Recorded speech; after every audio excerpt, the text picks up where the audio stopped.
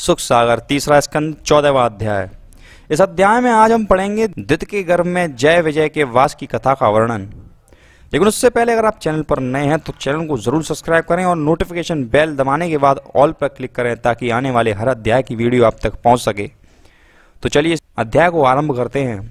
श्री सुखदेव जी बोले, हे परीक्षित, इतनी कथा सुनकर विदुर जी ने मैत्रेय ऋषि से पूछा, हे ऋषि श्रेष्ठ, हिरण्याक्ष और हिरण्यकश्यप नामक दैत्य को मारने के लिए श्री परम ब्रह्म प्रभु ने स्वयं अवतार क्यों धारण किया, सो सब हाल सुनाने की कृपा करें। यह सुनकर मैत्रेय जी बोले, हे विदुर जी, हिरण्याक्ष और हिरण्यकश्यप नामक दैत्य वैकुंठ के द्वारपाल जय विजय अवतार थे, अतः उन्हें श्री नारायण जी के अतिरिक्त अन्य कोई नहीं मार सकता था। ब्रह्मा जी के पुत्र कश्यप की दो पत्नियां थीं, एक का नाम दिति और दूसरी का नाम अदिति था। अदिति के पुत्र देवता तथा दिति के पुत्र दैत्य हुए। जिस समय देवता इंद्रासन का उपभोग कर रहे थे उस समय दिति ने अपने पुत्रों को राजगद्दी प्राप्ति की कामना से कश्यप जी की अधिक सेवा करना प्रारंभ कर दिया। वह यह चाहती थी कि कश्यप जी प्रसन्न होकर उसे कोई ऐसा बलवान पुत्र दें जो देवताओं से राज्य छीनकर स्वयं इंद्रासन का स्वामी बने। अतः एक दिन दिति अपने पति को प्रसन्न देखकर उनसे बोली, हे प्राणेश्वर, मेरी अभिलाषा है कि मेरे गर्भ से ऐसे शूरवीर पुत्र पैदा हों जो युद्ध में अदिति के पुत्रों को परास्त करके इंद्रासन प्राप्त करें। हे विदुर जी, देवतागण धर्मात्मा और ज्ञानवान थे, अतः कश्यप जी हृदय से उनकी पराजय नहीं चाहते थे, परंतु दिति की सेवा से प्रसन्न होने के कारण उन्होंने उनका मनोरथ पूर्ण होने का वरदान दे दिया। तत्पश्चात एक दिन जब दिति ऋतु स्नान से शुद्ध हुई तब वह संध्या के समय भोग करने की इच्छा के लिए अपने पति कश्यप जी के पास पहुंचकर इस प्रकार कहने लगी, हे देव, मेरी सौत अदिति के पुत्र जो स्वयं इंद्रासन का सुख भोग रहे हैं मेरे हृदय को दुख पहुंचाते रहते हैं, उनका उत्कर्ष मुझसे नहीं सा जाता है, अतः आप कृपा कर मेरी चिंता दूर कीजिए। दिति के यह वचन सुनकर मरीच के पुत्र कश्यप ने इस प्रकार कहा, हे दिति, मैं इस समय तेरे साथ में तो नहीं कर सकता, क्योंकि सायंकाल में 4 घड़ी रात बीतने तक और प्रातः काल से पूर्व 4 घड़ी रहने तक का समय श्री परम प्रभु के स्मरण करने का है। अतः यह समय प्राणी को अन्य कोई कार्य करने का नहीं है।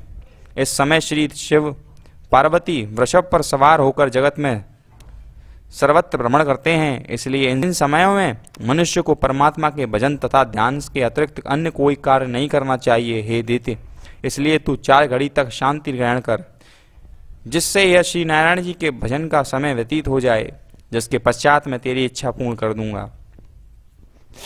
कामदेव के मद में मदमाती दिति कश्यप जी के समझाने पर भी नहीं मानी और वह लज्जा को त्याग कश्यप जी के वस्त्र पकड़कर हट पकड़कर बैठी।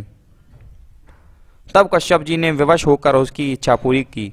तदुपरांत उन्होंने दिति से कहा, हे दिति, इस समय तूने जो अधर्म किया है उस अपराध के कारण ब्राह्मण, ऋषि मुनि और समस्त प्राणियों को कष्ट देने वाले 2 पुत्र तेरे गर्भ से जन्म लेंगे। उन्हें कोई भी देवता, दैत्य अथवा मनुष्य युद्ध में नहीं जीत सकेगा तथा श्री नारायण जी स्वयं अवतार धारण करके उनका संहार करेंगे। कश्यप जी के यह वचन सुनकर दिति अत्यंत उदास हो गई। तत्पश्चात वह हाथ जोड़कर इस प्रकार कहने लगी, हे स्वामी, मेरी इच्छा तो केवल इतनी थी कि मेरे पुत्र देवताओं को जीतकर इंद्रपुरी के राज्य सुख का उपभोग करें।